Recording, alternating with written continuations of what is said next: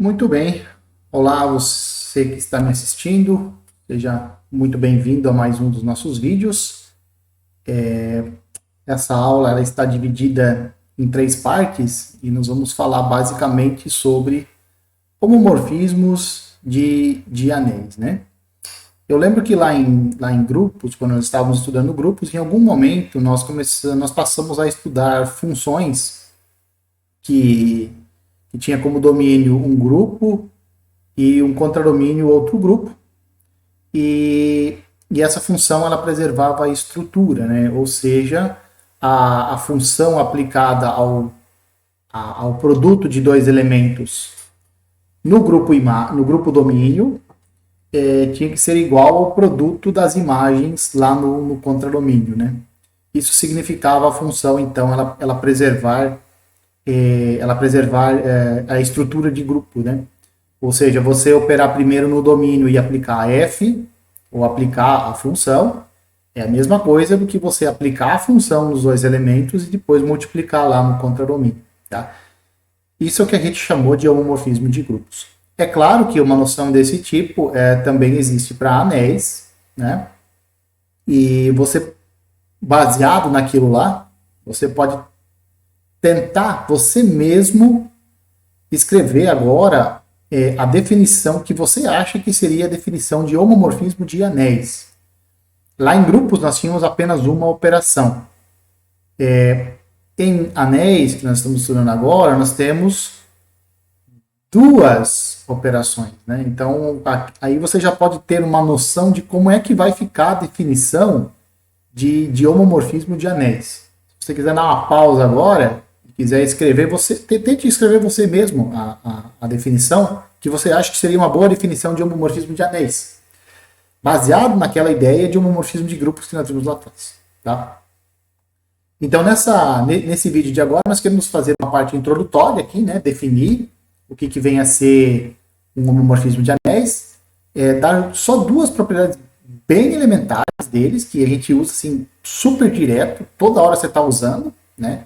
Igual quando nós definimos anéis, teve algumas propriedades lá que nós apresentamos e que nós usamos elas sim, correntemente, né? Então aqui também. E essas duas pequenas propriedades nós também vamos continuar usando elas de maneira bem corrente. E também apresentar alguns exemplos bem básicos, assim, bem elementares também, só para nós termos uma ideia do que vem a ser um homomorfismo de anéis, tá certo? Então esse basicamente é o objetivo dessa aula, tá certo? Bom, vamos considerar aqui algumas coisas, só para nós termos uma ideia de como que nós vamos definir então um homomorfismo de anéis, né?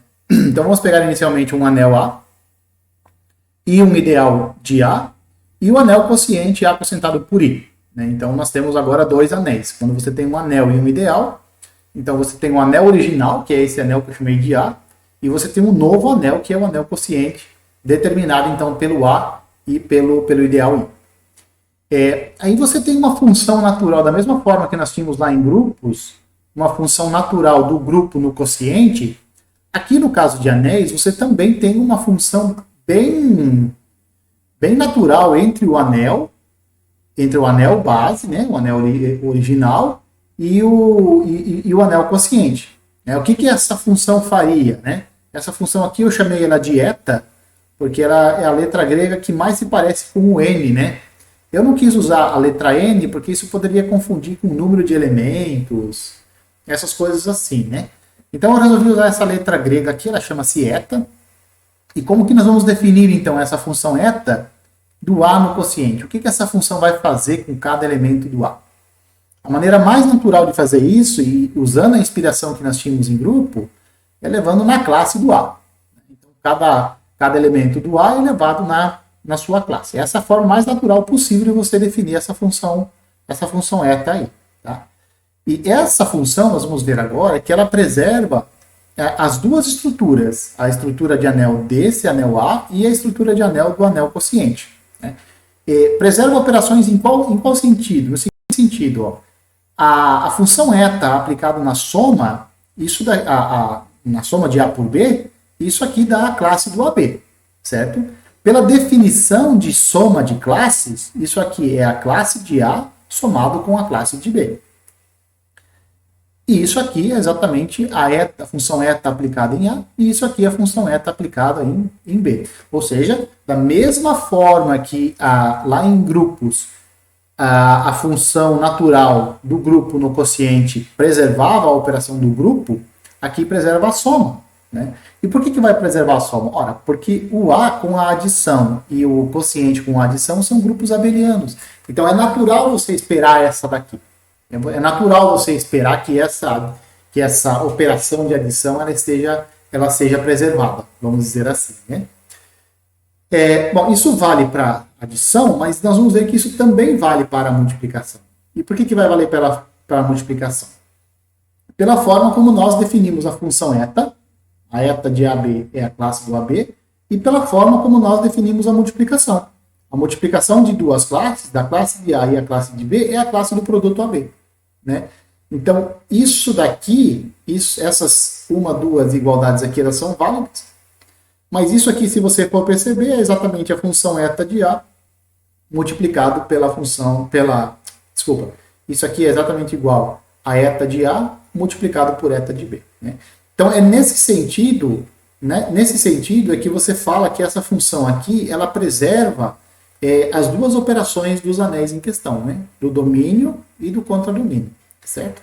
Uma função desse tipo, né, entre dois anéis, nesse caso aqui, entre o anel A e o quociente, uma função que satisfaz essas duas propriedades, ela é chamada de homomorfismo.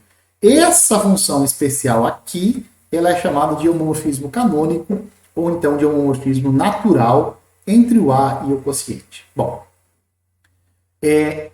o que nós queremos agora nessa aula, nesse vídeo, nos próximos dois, é estudar um pouco sobre essas funções de anéis que preservam a estrutura de anéis. Né? Então é isso que nós vamos querer estudar um pouco agora.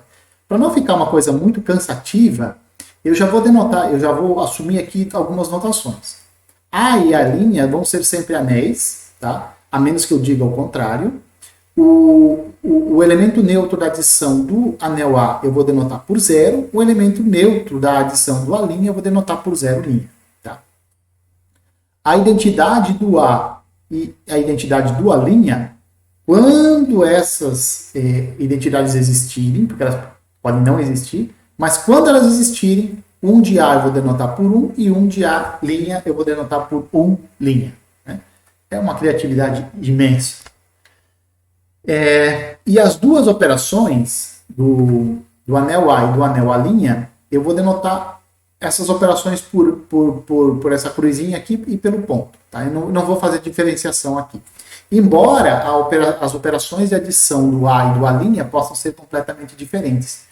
Uma vez que o A e o A' podem ser anéis completamente diferentes. Né? Mas a notação para as operações eu vou usar as mesmas. Tá certo?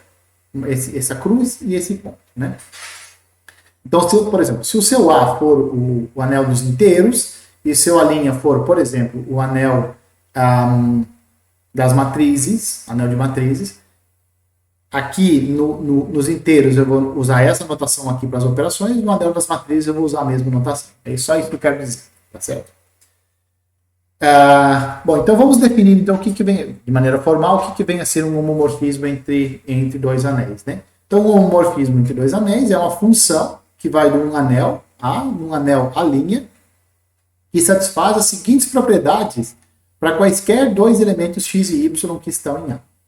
Primeiro, a f aplicado na soma de x e y é a soma de f de x com f de y. Ou seja, dito de outra forma, dito de grosso modo, a função f ela abre a soma. Tá? Abre a soma e também abre a multiplicação. Ou seja, a função f aplicado no produto xy é igual ao produto de f de x com f de y. Tá? Então, isso é que significa ser um homomorfismo. Ser um homomorfismo significa dar uma preservada nas operações, tanto na operação de adição como na operação de multiplicação. Essa é uma definição supernatural se você pensar na definição de homomorfismo de grupos. Né? Como lá em grupos nós tínhamos apenas uma operação, então nós só precisávamos que a função abrisse uma operação. Aqui são duas operações, então nós vamos pedir que a função abra as duas operações. Tá? Essa é a tônica. É basicamente a mesma coisa. Tá? A nomenclatura que nós vamos usar aqui é a mesma nomenclatura que nós usamos lá em grupos. Se você tem um homomorfismo bijetor entre um anel A e um anel A', então nós vamos dizer que a F é um isomorfismo. Né? Lembrando que morfismo é forma, né? E homo é mesmo. Né? Iso nesse sentido aqui é no sentido de igual. Né?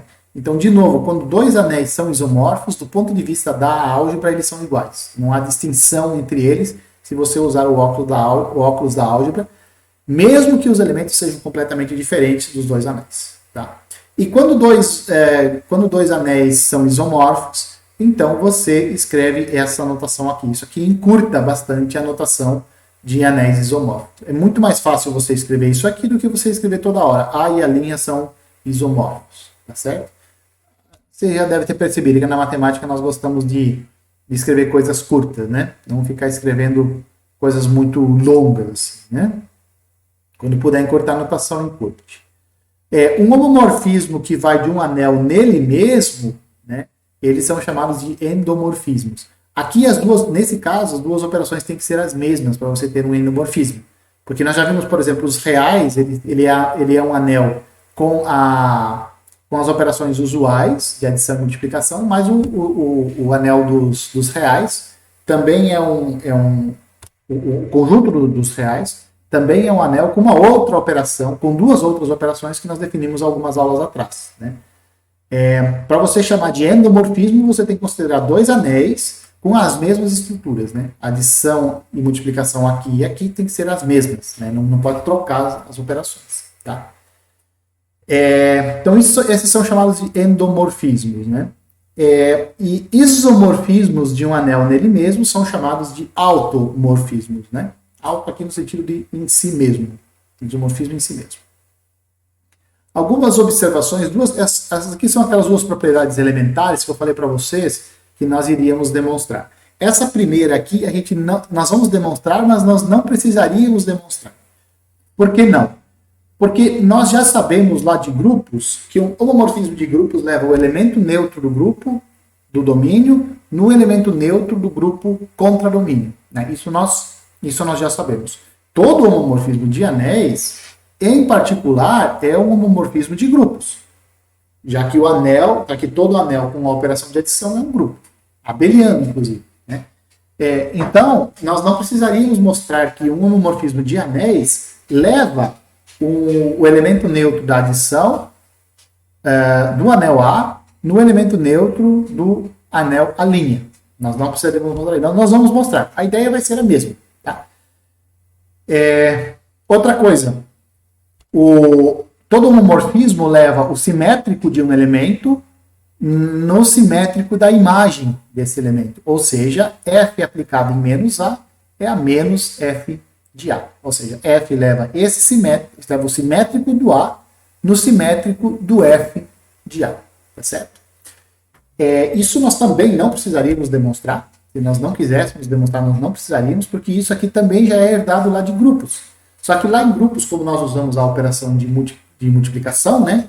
Então lá a gente escrevia assim, F aplicado em G inverso é o inverso de F de G. Lembra disso? Aqui o inverso, no caso de grupos, é o oposto aditivo. Né? Então essas duas propriedades nós já sabemos, elas são válidas devido ao fato de todo homomorfismo de anéis ser um homomorfismo de grupos, e lá em grupos essas duas propriedades aqui elas são válidas. Mesmo assim, vamos mostrar. Né? Por hipótese, o que nós temos?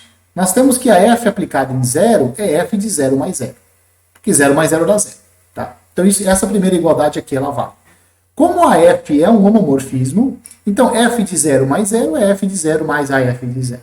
Posso subtrair F de 0 aqui e posso subtrair F de 0 lá. Eu não vou desequilibrar a balança da igualdade. Né? Então, eu vou subtrair F de 0 aqui e F de 0 aqui do outro lado.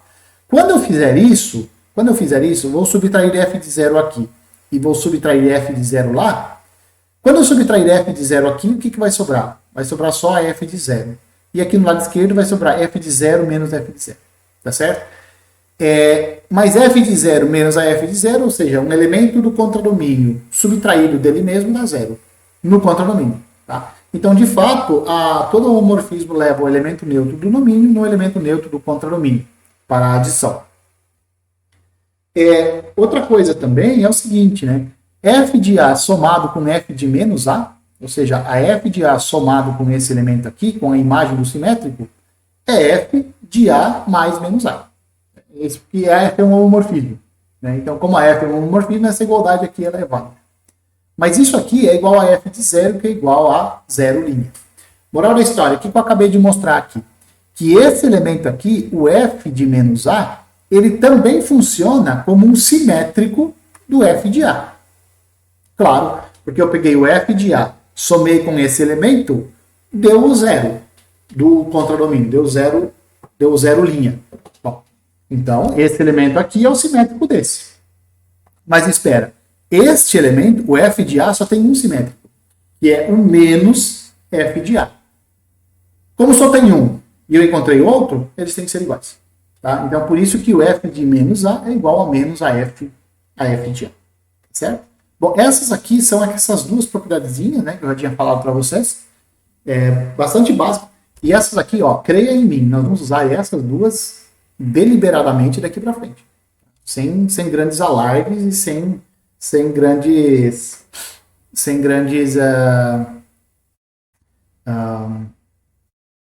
alardes. Tá?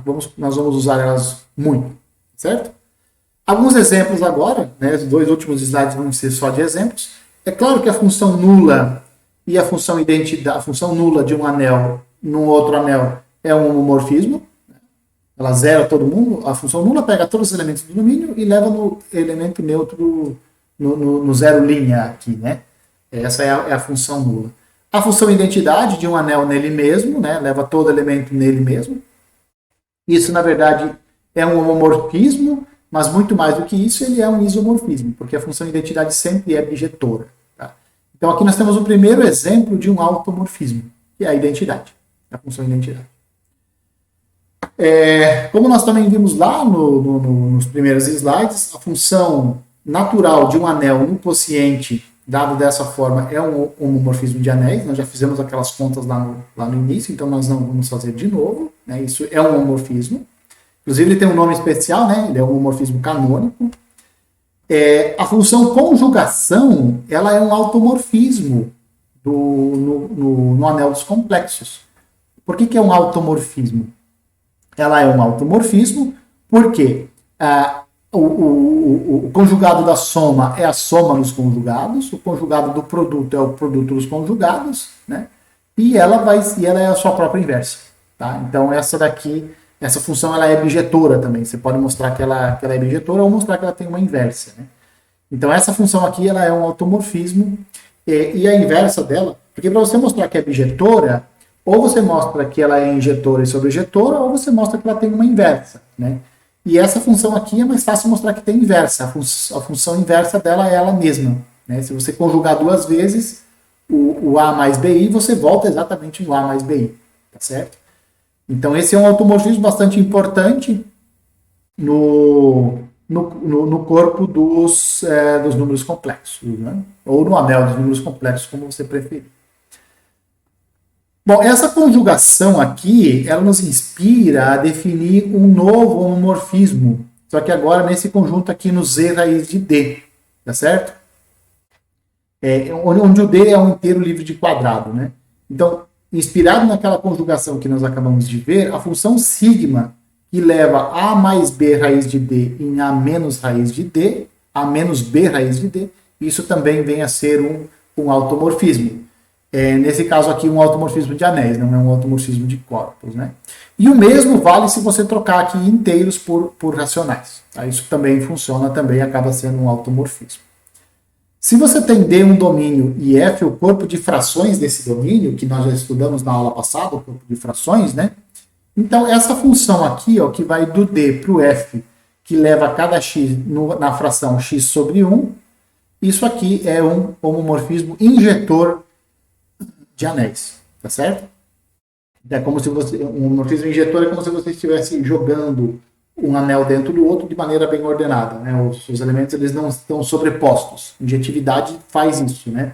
Não deixa que dois elementos sejam levados no mesmo elemento, né? Ou o mesmo elemento tenha duas imagens, vamos dizer assim. E que é uma explicação melhor, né? Então, aqui não há sobreposição de imagens, né? Quando não há sobreposição de imagens, é bom a injetividade porque ela joga lá dentro de maneira bem bonitinha, né? E finalmente, então, uma função aqui não tão não tão clássica, mas também não tão difícil assim de verificar que é um automorfismo, né?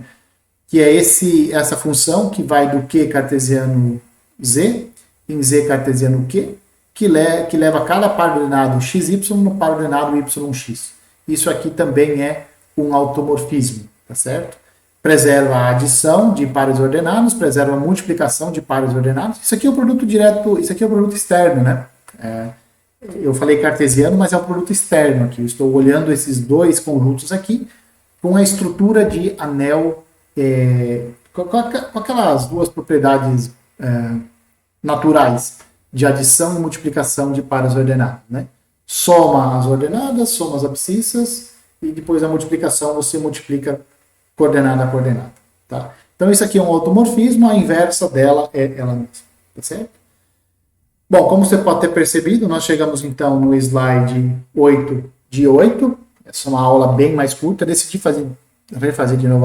Aqui deu, né, para fazer uma aula um pouco mais curta. As aulas anteriores estavam ficando um pouco longas, né, com 40 minutos.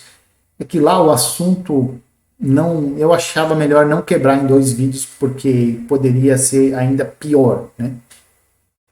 Aqui deu certo fazer uma quebra em vídeos menores, então nós estamos seguindo de novo essa lógica que nós vimos adotando anteriormente. Beleza? Bom, era isso na primeira parte dessa aula, e na sequência vão ver mais dois vídeos com propriedades de homomorfismos e um exemplo bem especial de homomorfismo de dois anéis. Tá? Então eu espero que vocês me vejam nos próximos vídeos, certo? Um abraço a todos.